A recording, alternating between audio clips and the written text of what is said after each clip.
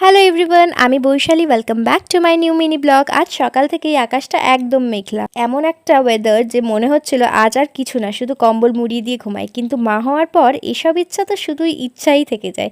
সকাল সকাল ছিল মিঠির পরীক্ষা, তাই আজ মিঠিকে স্কুল দিয়ে আসার নিয়ে আসার পুরো দায়িত্বটা দিয়েছিলাম সুমেনকে। আমি ততক্ষণ বাড়ির কাজগুলো একটু গুছিয়ে নিয়েছিলাম। তারপর হঠাৎ করে ঠিক দুপুর 12টার সময় সুমেন এসে বলল, চলো আজ বাইরে লাঞ্চ করব। আমি তো এক সেকেন্ড দেরি করিনি। এই একটা কথা শুনলেই আমাদের মতন মেয়েদের চোখে মুখে আলাদাই একটা হাসি চলে আসে, কারণ বাইরে খেতে যাওয়া মানেই আজ রান্নাঘরের সঙ্গে কোনো সম্পর্ক নেই। আমি তাড়াতাড়ি রেডি হয়ে নিলাম আর আমাদের মিঠি ম্যাডামকেও সুন্দর করে সাজিয়ে দিলাম।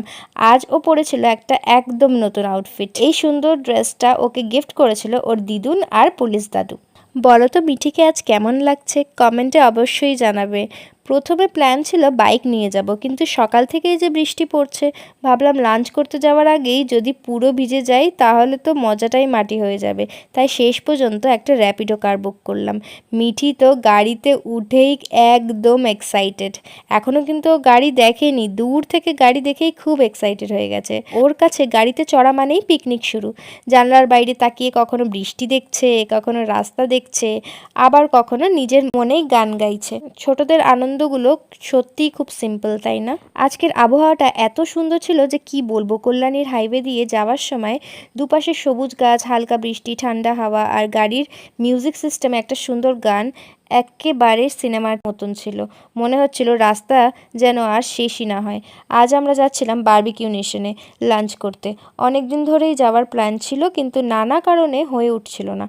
আজ শেষমেশ হয়ে গেল। রেস্টুরেন্টে ঢুকতেই মিঠি ঘোষণা করে দিল, মা আমি কিন্তু আজ আইসক্রিম খাবো আর ফ্রেঞ্চ ফ্রাইজও খাবো। ওর এই আত্মবিশ্বাস দেখে মনে হচ্ছিল যেন পুরো রেস্টুরেন্টটাই ওর জন্য বুক করা হয়েছে। আসলে মিঠি এখনও খুব ঝাল খেতে পারে না, তাই রেস্টুরেন্ট যাওয়ার আগেই আমি একটু দেখে নিয়েছিলাম ওখানে রাইসের কোনো অপশন আছে কিনা, কারণ আমরা সব কিছুই খেয়ে নিতে পারবো, কিন্তু মিঠির দুপুরে একটু ভাত না হলে ওর খাওয়াটাই যেন সম্পূর্ণ হয় না। তারপর শুরু হলো খাওয়া দাওয়া, একটার পর একটা স্টার্টার আসছে। আমরা ভাবছি আচ্ছা এবার মেন কোর্স যাব, কিন্তু না, আবার নতুন প্লেট। খাবারগুলো সত্যিই খুব ভালো ছিল। সবাই মিলে গল্প করতে করতে হাসতে হাসতে দারুণ একটা সময় কাটালাম। আর শেষ পাতে আইসক্রিম দেখে তো মিঠির মুখের হাসিটা দেখার মতন ছিল। ওর খাবারের থেকে আইসক্রিম খাওয়ার এক্সাইটমেন্টটা একটু বেশি ছিল।